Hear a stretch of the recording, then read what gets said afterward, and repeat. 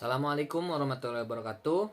Perkenalkan, nama saya Samsul Rijal, dengan NIM 1192020242 dari kelas PAI 6F. Di sini saya akan memaparkan hasil diskusi kelompok 6 ya, dengan judul karismatik Ustadz ataupun Kiai. Pada pembahasan pertama yaitu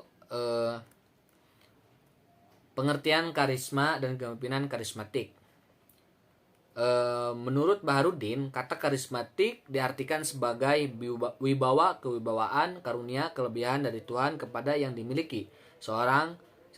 Karisma sebagai keadaan atau bakat yang dihubungkan dengan kemampuan luar biasa dalam hal kepemimpinan seorang untuk membangkitkan pemujaan yang luar biasa dan rasa kagum dari masyarakat terhadap dirinya. Atribut kepemimpinan yang didasarkan atas kualitas kepribadian individu. Kemudian kepemimpinan, leadership, adalah kemampuan seseorang pemimpin atau leader untuk mempengaruhi orang lain, sehingga orang lain tersebut bertingkah laku sesuai dengan apa yang dikehendaki oleh pemimpin. Sedangkan menurut George Terry, kepemimpinan adalah kegiatan untuk mempengaruhi orang lain agar mau bekerja dengan sukarela untuk mencapai tujuan kelompok.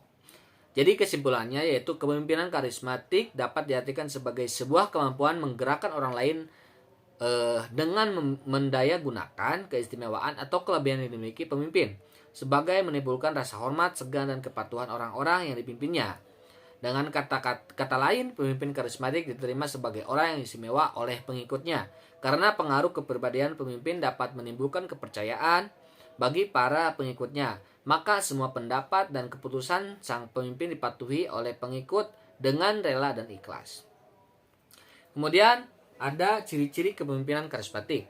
Yang pertama, beradaptasi, kemudian harus percaya diri, kemudian ada visioner, kemudian harus memiliki tekad yang kuat, kemudian komunikator yang hebat, dan yang terakhir kreatif, harus kreatif.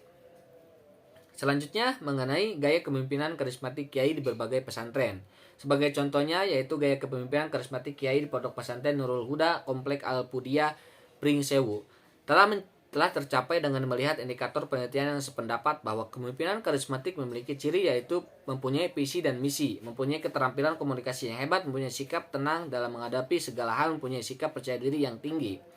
Sebagai contohnya, Kiai Fuad Abdillah memiliki ciri khas kepemimpinan, visi misi yang kuat seperti yang didapatkan dari data di atas bahwasanya yang tadi saya telah sampaikan, bahwasanya visi dari Pondok Pesantren Nurul Huda adalah mewujudkan santri yang terdidik, berilmu dan berakhlak karimah, berwawasan luas, dan tentunya beriman dan bertakwa kepada Allah Subhanahu wa taala.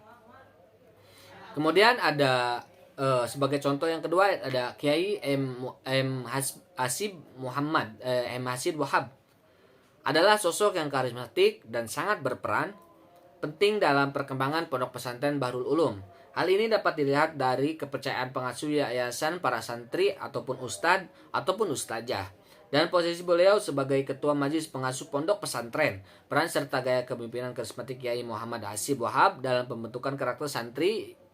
Yang pertama, sebagai pengasuh pondok, beliau menggunakan cara pembiasaan atau pengambilan hikmah atau ibroh seperti wajangan yang diberikan kepada santri. Kemudian sebagai orang tua, kedua beliau dapat membimbing dan mengendalikan perilaku para santri.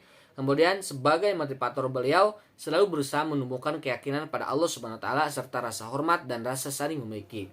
Kemudian sebagai teladan, beliau berusaha memberikan contoh yang baik untuk pembentukan karakter santri sehingga perkataan ataupun kebiasaan ataupun perbuatan dan tingkah laku beliau selalu menjadi model bagi seluruh santri.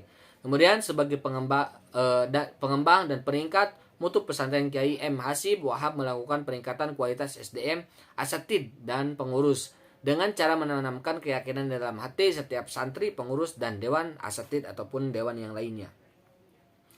Kemudian pada dasarnya dalam mendidik santri, kiai dengan sesungguhnya ketelatenan dan kesabaran langsung melakukan kontrol terhadap para santri.